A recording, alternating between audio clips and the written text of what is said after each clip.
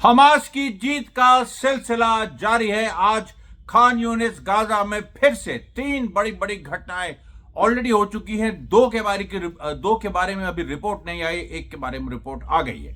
सबसे पहली हेडलाइन यह है। दूसरी, सीरिया पे एक बड़ा हमला इजराइल ने कर दिया है और अल जुलानी कह तो रहा है कि हम शाम को पूरे नेशन को एड्रेस करेंगे, लेकिन सवाल यहां पर यह है कि जब असाद की सरकार गिराई गई थी, ईरान कह रहा था इजराइल पे ट्रस्ट मत करो, तब अल जुलानी ने ईरान का विरोध किया था।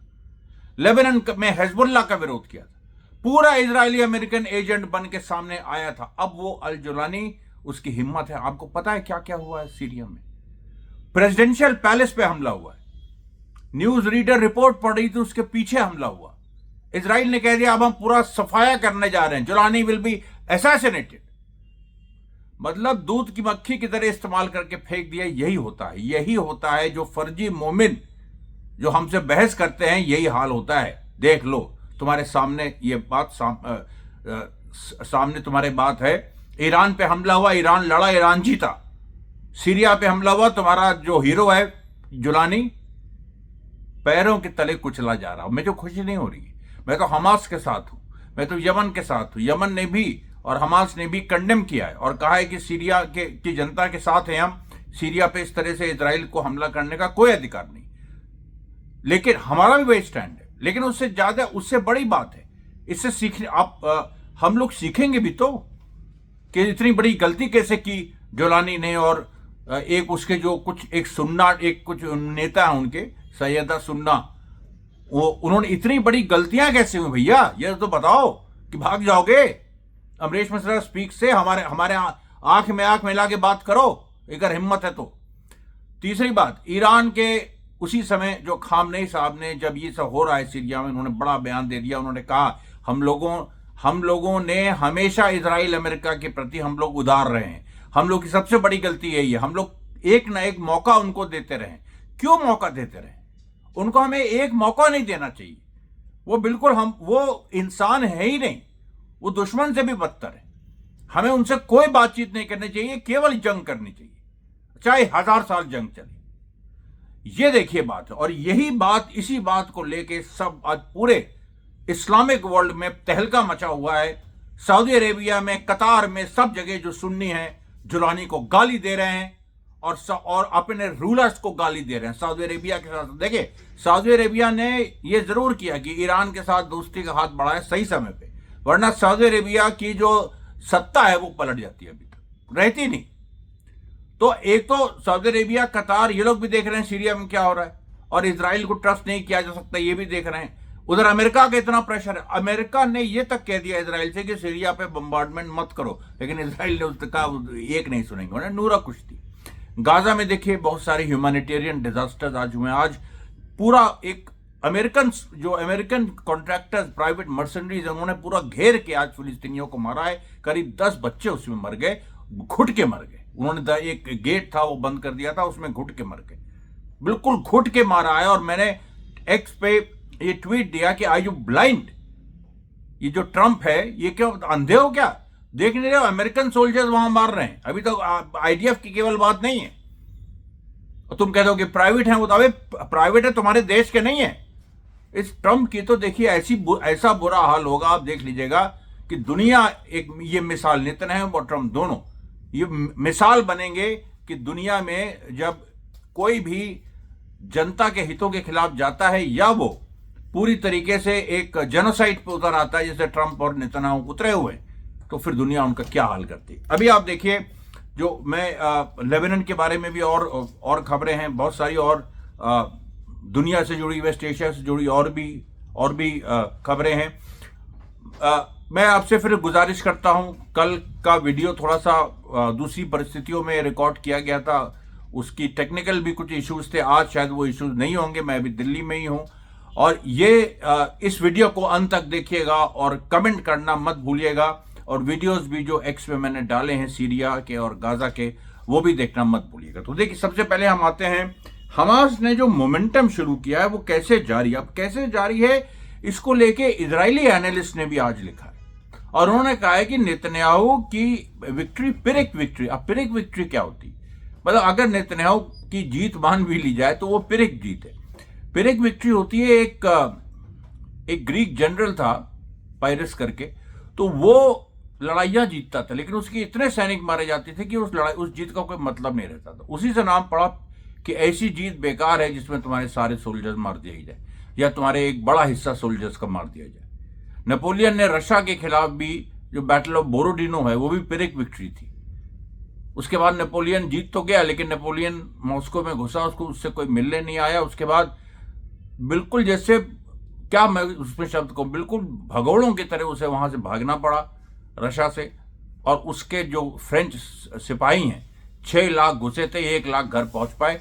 तिल तिल के रशिया की जो सर्दी होती है, उस जो स्नो होती है, बड़ी खतरनाक सर्दी होती है रशिया की, उसमें तिल तिल के मरे हैं 4 से 5 लाख फ्रांस के लोग। और वही हिटलर का हाल हुआ था। जब ये 1812 में हुआ और हिटलर का ये हाल 1945 में हुआ, जब जर्मन सेना तिल तिल के मरी है और रशियन विंटर में। और उसके बाद इतिहास में क्या हुआ आप जानते हैं। यही चीज नेतन्याहू को इजरायली एनालिस्ट कह रहे हैं। और देखिए, जो सिक्योरिटी इवेंट्स, जो 3 बड़ी घटनाएं हुई हैं, एक जबलिया में हुई है, एक खान यूनिस में हुई है और एक सेंट्रल गाजा में हुई। और इसमें जो खास तौर पे अल करारा खान यूनिस में 60 मिलीमीटर मोटर शेल से आईडीएफ के एक पूरे के पूरे प्लेटून पे मार दिया।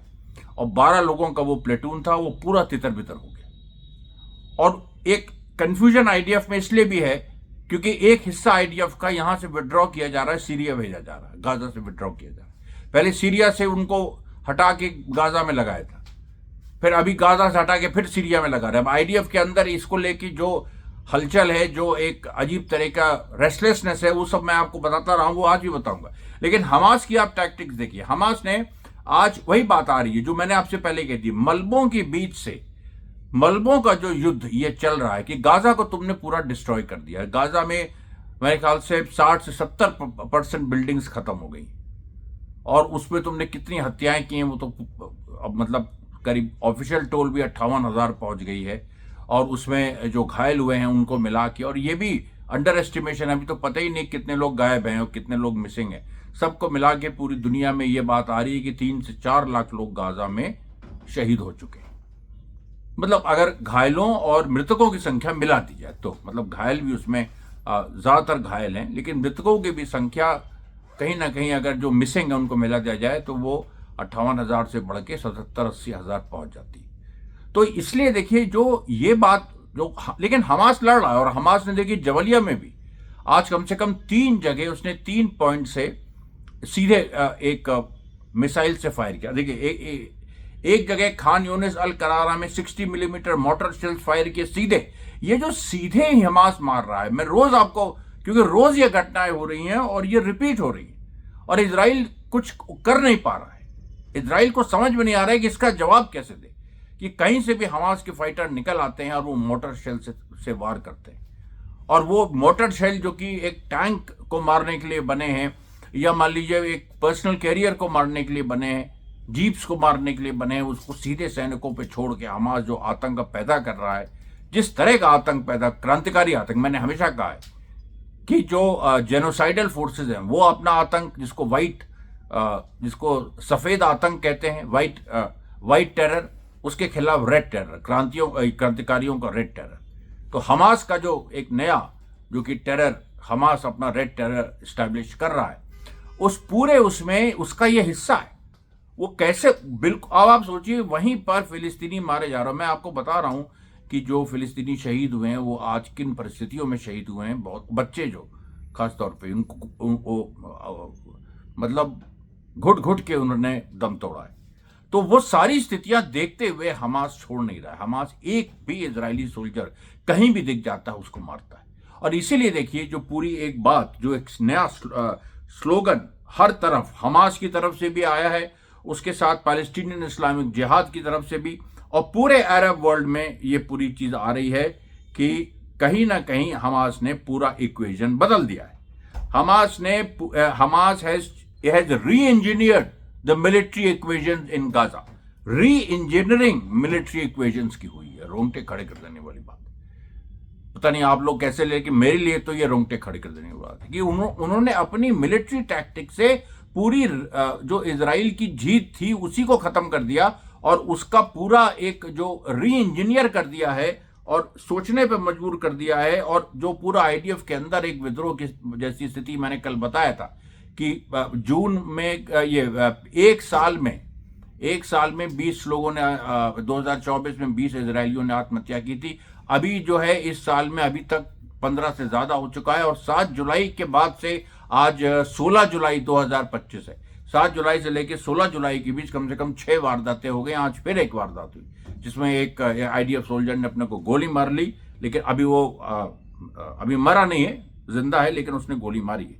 उसके बाद देखिए जो टैक्टिक्स हमास अपना रहा है, उसमें हमास क्या कर रहा है कि जो होस्टेजेस की फैमिली, एक तो जो होस्टेजेस हमास के पास है, दूसरा जो सैनिक आईडीएफ को फिर से हमास उठाने की उसने 3-4 बार कोशिश की, उतने ही बहुत है। अब उठा भी लेगा वो अलग बात है, वो उठाएगा, क्योंकि जैसे वो उठाएगा वैसे पूरी स्थिति बदलेगी। आप देखिएगा हमास ने जो उठाने की कोशिश भी की, उससे इतना खौफ है कि जो आईडीएफ के जो होस्टेजेस की फैमिली है वो तो है ही सड़क पे, लेकिन जो अभी सोल्जर्स गाजा में सर्व कर रहे हैं उनकी फैमिली भी सड़क पे आ गई और वो कह रही है अगर हमारे बच्चे उठा लिए गए, हमास ने उठा लिए तो क्या होगा। ये है खौफ। और उसके बाद जो पूरी मतलब जो फैमिली प्रेशर हमास डलवा रहा है नेतन्याहू पे, जो इजरायली फैमिलीज का प्रेशर, उसके बाद जो लीडरशिप में डिवीजन हमास क्रिएट कर रहा है, जो आर्मी को फोर्स कर रहा है कि वो टैक्टिक्स बदले, यानी आर्मी डर डर के चले।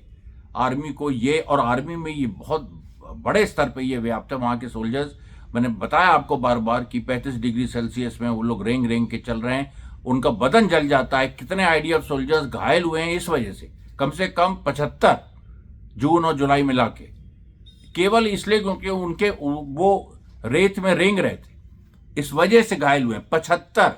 इसको आप देख लीजिए, नोट कर लीजिए। उसके बाद देखिए जो एक दूसरी भी एक बात आई है कि आईडीएफ में क्या है कि करीब हमेशा से, देखिए 3-4 महीने से ये बात हो रही है, 10,000 सोल्जर्स मिसिंग है। अब 10,000 में कितने मारे गए हैं, कितने घायल हैं, इजराइल तो बताता नहीं। इजराइल तो कह रहा है अभी तक हमारे कुल मिला के 7 अक्टूबर को मिला के करीब 900 सोल्जर्स मारे गए हैं और घायल करीब 6,000 हैं। लेकिन यही बात है कि तुम जो कह रहे हो उससे जो सच्चाई है वो नहीं छुप रही है।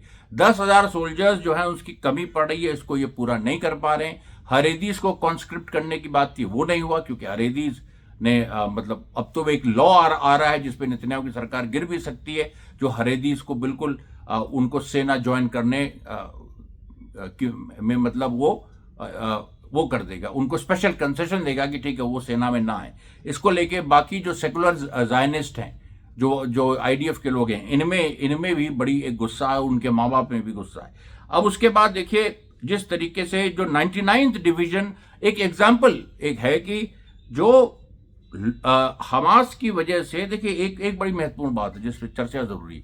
12-12 घंटे का कॉम्बैट इजरायली सोल्जर्स को वहां पर फोर्स किया जा रहा है करने को, और 12 घंटे का कॉम्बैट, 6 घंटे की ड्यूटी गार्ड की, तो सोने का टाइम ही नहीं मिल पा रहा उनको। 3 या 4 घंटा दिन में सो रहे हैं और ऐसे महीनों गुजर जा रहे हैं। तो ऐसी परिस्थिति में 12 घंटे तक का कॉम्बैट ये हमास ने सोच के किया। ये भी ऐसा भी नहीं कि हो रहा है बस, ये कोई सेकेंड वर्ल्ड वॉर नहीं है, यहां बिल्कुल सोच समझ के हो रहा है। हमास ने सोच के अपने ऐसे लड़ाकों को घुमाता है, ऐसे हर आईडीएफ की जो भी फ्रंटलाइन यूनिट्स हैं उनको 12-12 घंटे वो धूप में रगड़वाता है, और उसकी वजह से उनका पूरा मोरल खत्म हो रहा है। उनका पूरी तरह से 1857 में भारत में यही हुआ था। अंग्रेजों को जो मारा गया था वो तो था ही, लेकिन जो जिस तरह से अंग्रेजों को लंबी मतलब गर्मी के मौसम में रगड़वाया गया, उससे बहुत अंग्रेज मारे गए थे 1857 की लड़ाइयों में। तो ये देखिए, ये जो पूरी एक टैक्टिक्स है। अच्छा, अब इसकी वजह से क्या हुआ है कि 99th डिवीजन जो इजरायली सेना की है वो पूरी तरह से कोलैप्स कर गई। उसके इतने सोल्जर्स मारे गए कि उसको पीछे हटना पड़ा, खत्म, डिसबैंड हो गई। उसके बाद 252nd डिवीजन जो है उसको आगे लाया गया है, और ये नॉर्दर्न फ्रंट पे, यानी जबलिया और बेत हनून में, जहां बुरी तरह से इजराइल पिटा है। आप तो जानते हैं जबलिया वगैरह में क्या क्या हुआ है, कितने इजरायली सोल्जर्स मारे गए। और ये जो पूरी बात है कि 99th डिवीजन और 250 को हटा के 252nd डिवीजन आई है। उसके बाद देखिए कि 35% लॉसेस हुए हैं। अब ये केवल जान की नहीं है, ये माल के भी हैं। 35% जो 99 डिवीजन जो कोलैप्स कर गई, उसके 35% उसके नुकसान हुए हैं, मतलब उसके सारे सप्लाईज में, सब चीज़ में। उसके बाद इजरायलीज के अंदर ये हो गया है कि भाई हमास के पास एक कॉज है, एक पर्पस है, लेकिन इजराइल के पास क्या पर्पस है? वो होस्टेजेस को छुड़ाना है, वो नहीं हो पा रहा है, हमास को मारना तो वो नहीं हो पा रहा है। तो इजरायलीज भी धीरे धीरे कैसे अब उस पर पहुंच रहे हैं कि हमें सीज फायर चाहिए, और ये नेतन्याहू पे प्रेशर बढ़ेगा। उसके बाद देखिए और भी चीज़ें कि जैसे 7 जुलाई में जो नेत्जा यहूदा यूनिट है, जो कि यही 99 डिवीजन का ही हिस्सा थी, ये पूरा सबसे कुख्यात, जिसने सबसे ज़्यादा सिविलियंस को मारा है, पूरी डिसबैंड हो गई है। 20 से ज़्यादा सोल्जर्स इसके मार दिए गए।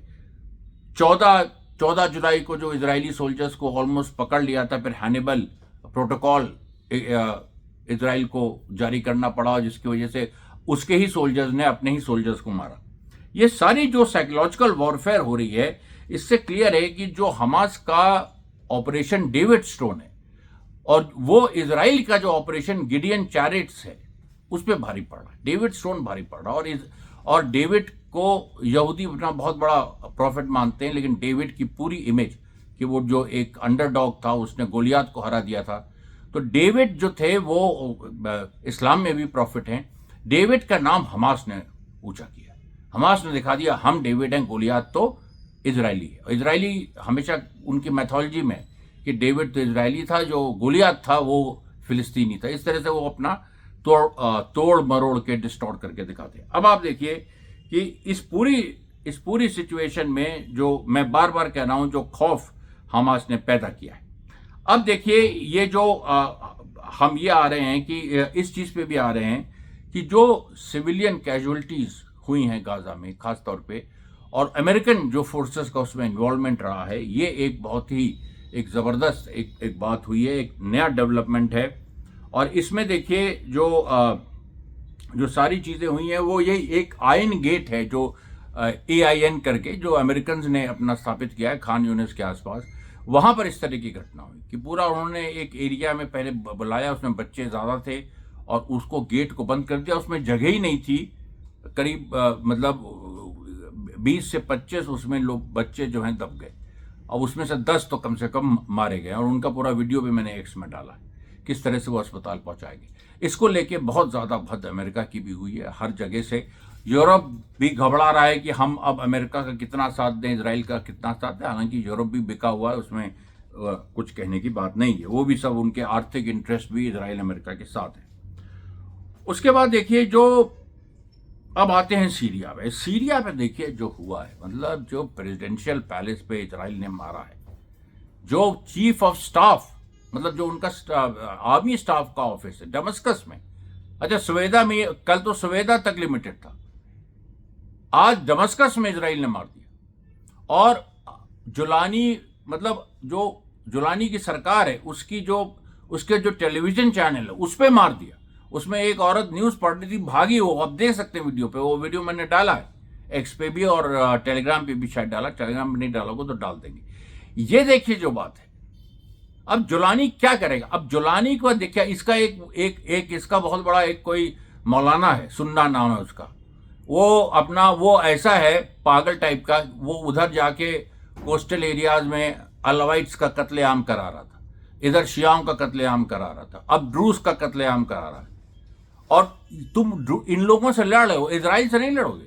इजराइल से कब लड़ोगे? सुनना, क्या क्या क्या कहें, कुछ और उसको बुरी गाली दें? आपके ऊपर छोड़ते हैं हम, जो यहाँ पर एक विवेकशील लोग हैं, जो फर्जी मोमेंट नहीं है, हम आप पे छोड़ते हैं कि आप जो है इस सुनना, जो ये जो है बहुत ही, क्या मैं कहूँ, ह से जो शब्द शुरू होता है, इसके लिए आप लोग क्या कहेंगे? इसको आप अगर नहीं आप गाली दे पाए, इसको अगर आपने नहीं हुआ अगर, तो इसका मतलब है कि आप अमरीश मिश्रा स्पीक्स के सब्सक्राइबर रहने का तो कोई आपको हक ही नहीं है। मैं सीधे कहता हूँ, सीधी बात करता हूँ, दिल से कहता हूँ। हमेशा मैंने कभी शिया सुन्नी नहीं किया, हमास सुन्नी है, ईरान शिया है, लेकिन अभी जो जुलानी की जो कायरता है, हम सब विरोध कर रहे हैं इजराइल का। सीरिया पे हमला गलत है, किसी भी देश की संप्रभुता पे हमला गलत है, लेकिन उस संप्रभुता को बचाने के लिए वहां का ये जुलानी जो कि कह रहा था कि असद जो है और ईरान असली दुश्मन है, सीरिया का और हम सही हैं, हमने सीरिया को मुक्त करा दिया है। अबे तुमने क्या मुक्त करा है जुलानी? तुम्हारी औकात है? तुम तो अमरीश मिश्रा के सामने नहीं खड़े हो सकते, तो तुम छोड़ ही दो ना। तुम इजराइल के सामने, इजराइल ने तुमको दूध की मक्खी की तरह इस्तेमाल करके निकाल के फेंक दिया। कल को तुम मार दिए जाओगे, और मारने का भी वक्त इजराइल और अमेरिका तय करेंगे। कब मारेंगे तुम्हें वो तय करेंगे, क्योंकि तुम्हारी जरूरत खत्म हो गई। अब सीधे इजराइल कब्जा करेगा सीरिया पे। और तुमने पहले अभी भी देखिए, अभी भी एचटीएस के जो पागल जिहादी हैं, जो वहां ताजिक से आए, साले बड़ी बड़ी दाढ़ी लेके ताजिकिस्तान से आए हैं, उज्बेकिस्तान से आए हैं, ये सब अभी भी ड्रूज को मार रहे हैं, इजराइल को नहीं मार रहे हैं। और ड्रूज जो हैं वो, उनका एक हिस्सा इजराइल के साथ हो गया है, और उनका एक हिस्सा जो रेजिस्टेंस के साथ है वो उससे ये जुलानी की ताकतों से भी लड़ रहा है, इजराइल से भी लड़ रहा है। और वहां पर जो पैलेस्टीनियंस हैं, जो असली जो सुन्नी रेजिस्टेंस वहां पर है, हमास और पैलेस्टीन इस्लामिक जिहाद का, वो भी दोनों से लड़ रहा है। जुलानी से भी लड़ रहा है, इजराइल से भी लड़ रहा है। दोनों से लड़ना पड़ेगा, एक से लड़ने से काम चलेगा ही नहीं इस समय।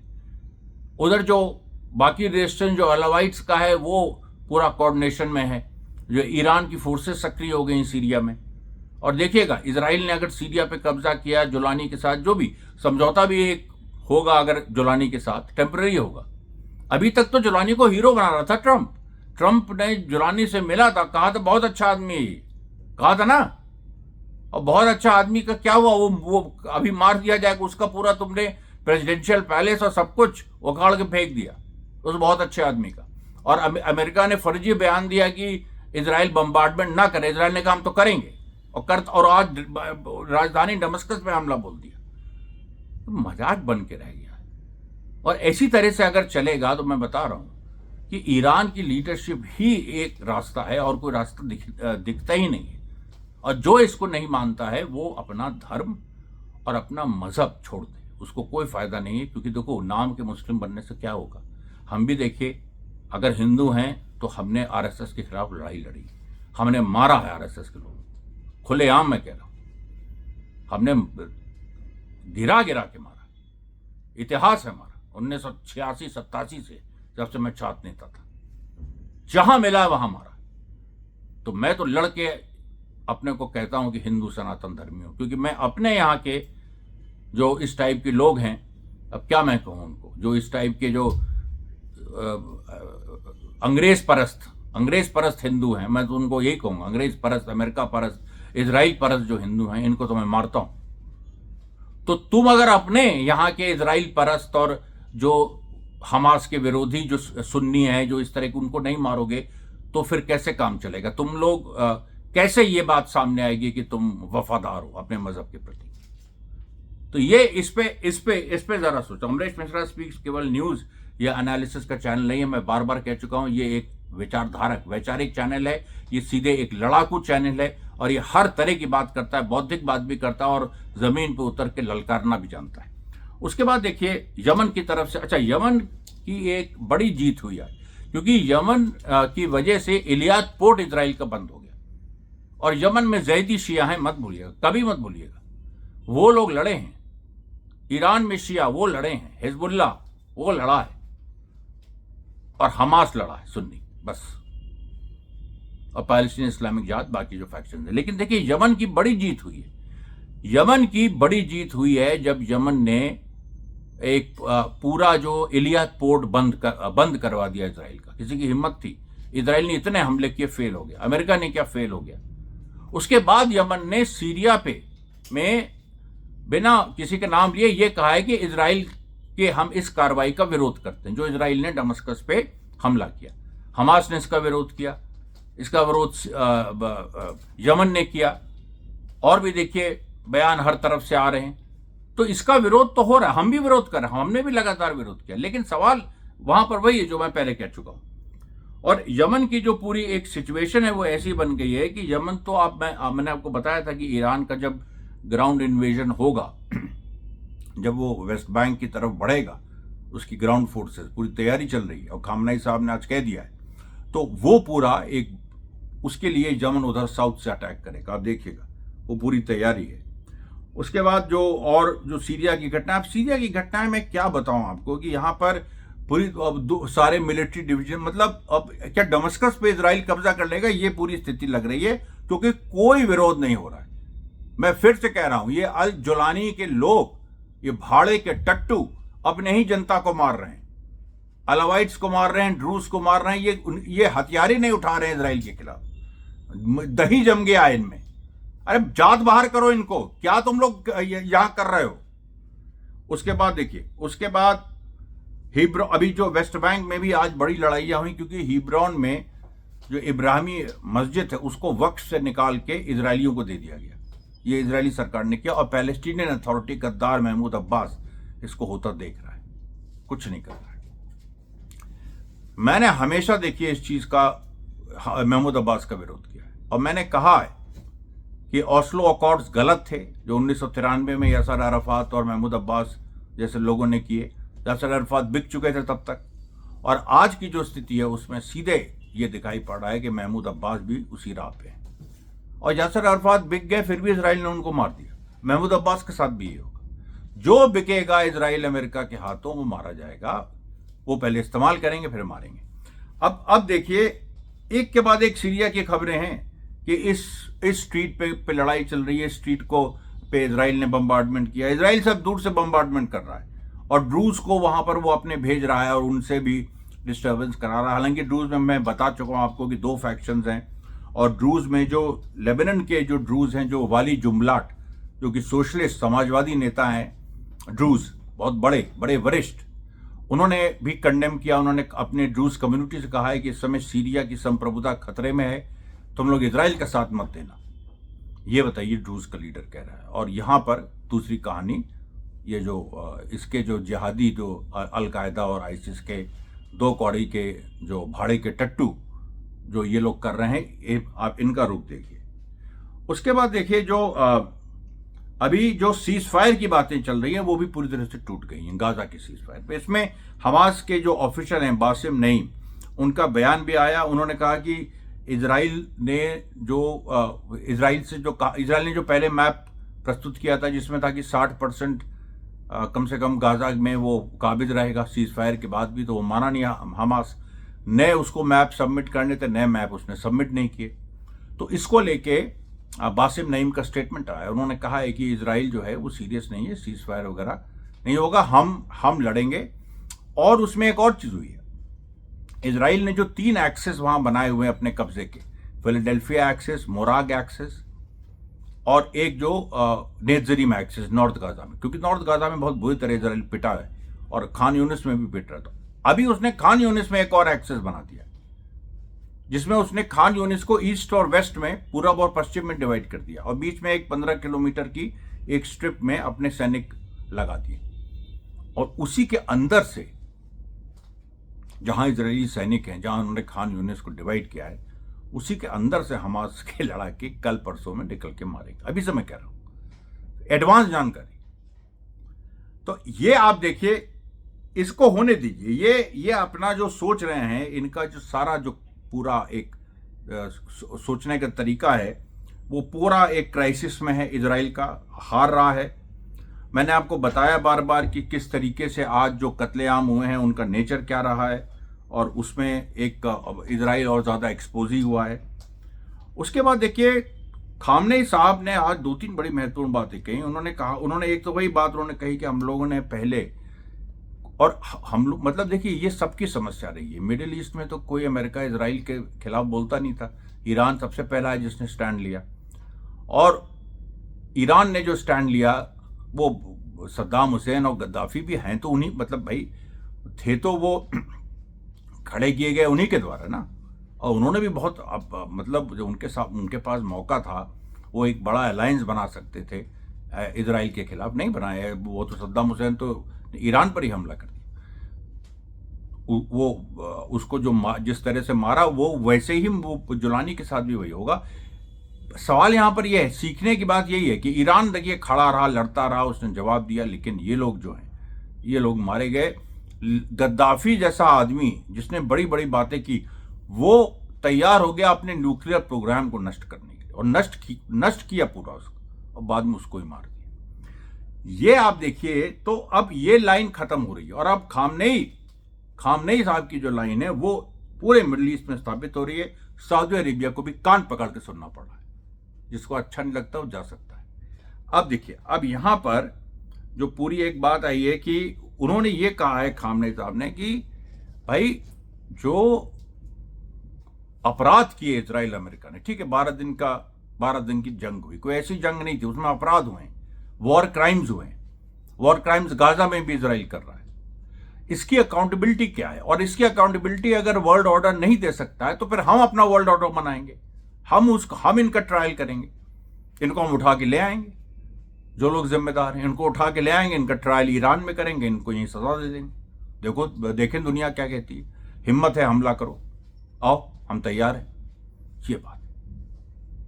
ये बात है। देखिए, यहां पर आके जो ईरान ने कह दिया है कि हम उठा लेंगे, नेतन्याहू को भी उठा लेंगे, और हम स्मोट्रिच को भी उठा लेंगे, बेन गिवर को उठा लेंगे, जिसको चाहेंगे उठाएंगे, और उनका ट्रायल करेंगे। जैसे सद्दाम हुसैन को फांसी दी वैसे उनको फांसी दी। ये एक बड़ी चीज है। देखिए, बड़ा बदलाव है जिसमें जो ईरान का जो रिस्पॉन्स आ रहा है, और जो भी ये समझता है कि अभी जो इजराइल को अपर हैंड है, ये है, मूर्खता की बात मत करो। इजराइल को कोई अपर हैंड नहीं है।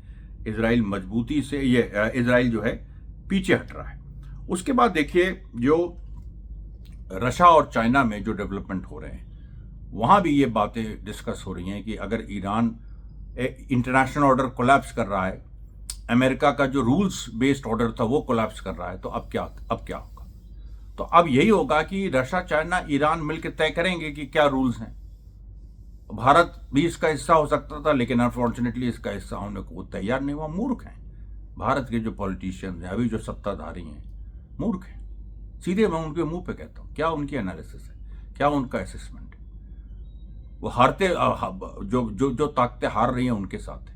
वियतनाम में जो नहीं जीत पाए वो गाजा में जीतेंगी। तो मूर्ख हो तुम अगर तुम ये समझते हो। तो ये जो देखिए बातें। अच्छा, एक और चीज, हमास के पास अब 2 नए तरह के हथियार आ गए, और वो जो है वो एक तो ऐसा है कि नेजे की तरह वो जमीन से निकलता। और आप देख लीजिएगा, मेरी एक बात सच हुई है। मैंने आपको गाइडेड बॉम्ब यूनिट्स के बारे में बताया, स्मार्ट बॉम्ब्स के बारे में बताया।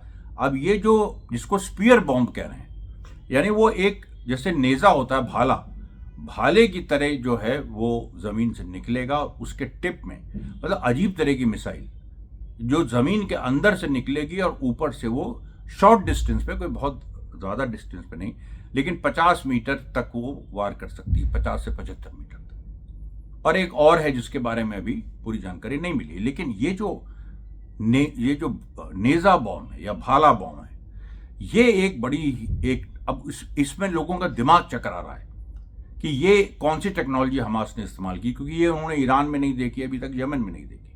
हमास को तुम ये समझते हो कि वो हर चीज थोड़ी ना, वो ठीक है, वो अपना, उसके पास इंजीनियर्स की यूनिट है वहां पर ये टनल्स में, और वो पूरा वहां पर अपना सामान बना रही है, वो नए नए हथियार बना रही है। वो लोग लंबे युद्ध की तैयारी कर रहे हैं। जब इजराइल थक जाएगा और अगर कुछ ना, कोई मदद को नहीं आया, तब भी हमास लड़के इजराइल को हराने के लिए सक्षम है। ये देखिए, इस पॉइंट पे आज का ये प्रसारण मैं समाप्त करता हूं। कल फिर मुलाकात होगी। धन्यवाद साथियों, बहुत बहुत धन्यवाद।